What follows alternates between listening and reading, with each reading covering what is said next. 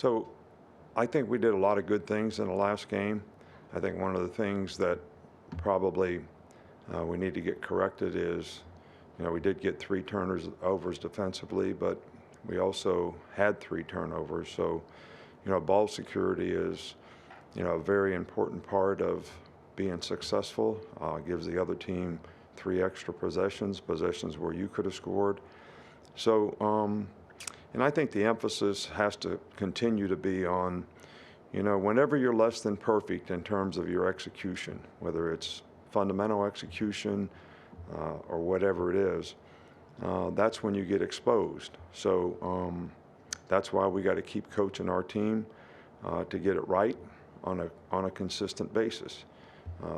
This is one of the greatest, rivalry games in college football, and most every team in rivalry games, sort of it's a part of their legacy in terms of how did they do in the rivalry game.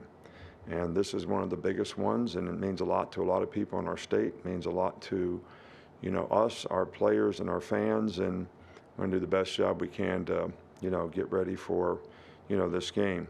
I think Cadillac Williams has done a really, really good job.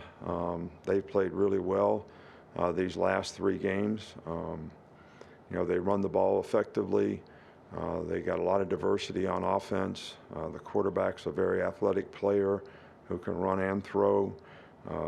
Tank is one of the better backs in the SEC. Their defense is very, very aggressive. Papone is a really good inside backer. Hall's a really good rusher. Creates a lot of negative plays. They're very good on special teams. So this is a very challenging game for us, and our players are going to have to do a great job of getting prepared to play as well as we played all season. Starting right with Charlie. You mentioned how well they've played these last 3 games. When you're watching film, is there maybe a noticeable difference between now and maybe the start of the season? No, I just think they're playing really well now. I'm not making an evaluation. I thought they played hard all year long. I think their, players really compete well, and they've done that all year long, and they just played really well in the last 3 games. In the middle with Michael. Yeah, how has the challenge evolved for Will Anderson this season as teams make adjustments to his skill set? Will's done great for us. Will helps other players play better. It's not just all about what you do. He does his job extremely well.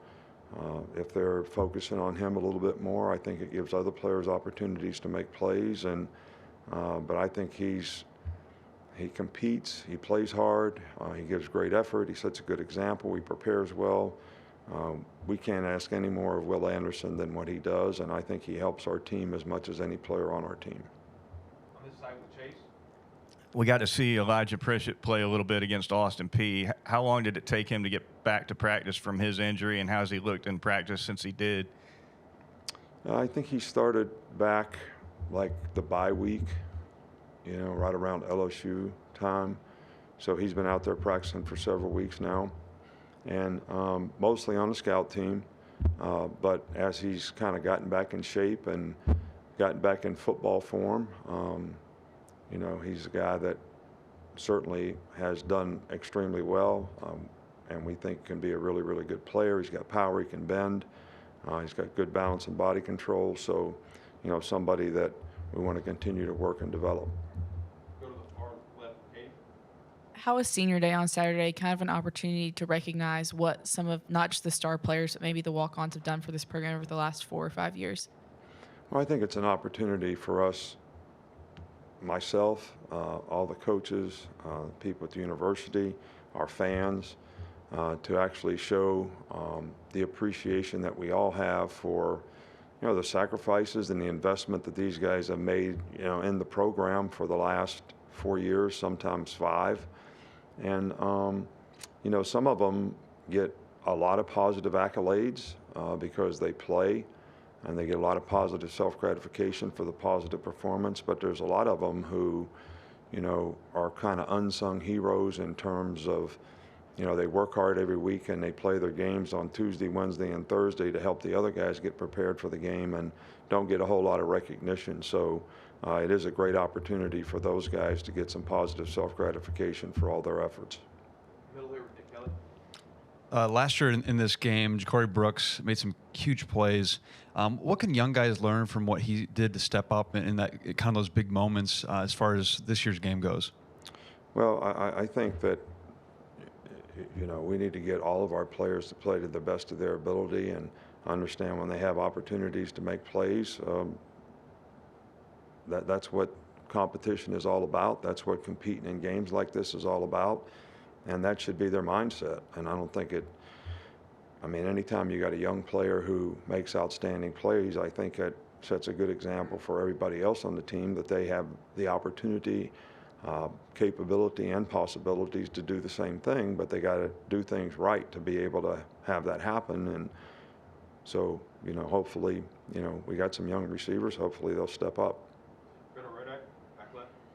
You had challenged the offensive line early in the season to play more physically. Just how did you see them respond to that, and what sort of growth have you seen from them throughout the year? Yeah, well, I thought this last week was one of the better games we played up front. We sort of dominated the line of scrimmage, you know, fairly well, finished a lot of blocks. I think we blocked on the perimeter better than we have all year, talking about the receivers and so forth. So, you know, I saw a step in the right direction, and hopefully we can. And I saw it in the Ole Miss game as well, especially in the second half. We started, you know, dominating the line of scrimmage a little bit, which I think is a really important thing, and it'll be a great challenge for us this week. Go to Tony. When you're when you're having success running the ball in a specific direction in one game, does that influence your play calling? Do you kind of ride the hot side or hot hand in that regard? Well, I think, you know, sometimes you do things based on what the other team's doing, you know, and some of the runs get sort of packaged relative to where's the strength of their defense or what are they doing. So, I mean, in certain situations, if you think you have significant good matchups on one side of the line versus the other, they may change from week to week, but that's where you would probably choose to run the ball. In the back with Carrie. Hey, Coach, in a game like this, as you said, that means so much to so many. This week, do you allow your players to lean into that? Or if not, how do you get your players to focus on this and treating it like it's any other game? I don't understand the question totally.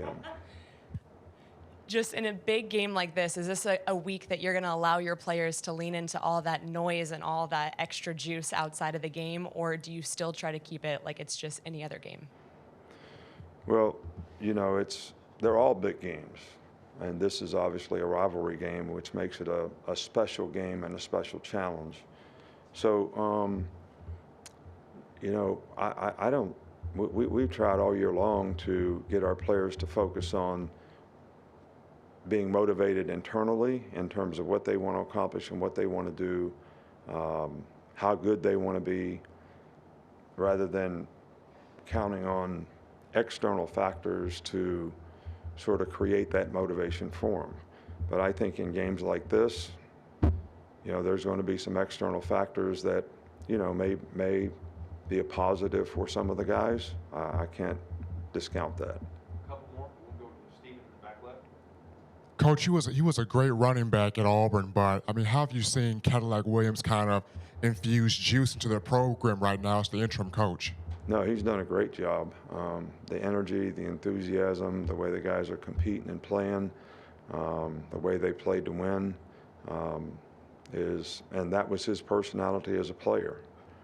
You know, I remember when I was a coach at the Miami Dolphins, you know, Ronnie Brown and Cadillac were both coming out the same time in the same draft, and we thought they were both great competitors, and he certainly was a great competitor, and I think his personality shows in the way his team competes. We'll finish up with Charlie. We haven't seen Kyrie Jackson the last 2 games. Do you have an update on his status? He's suspended right now.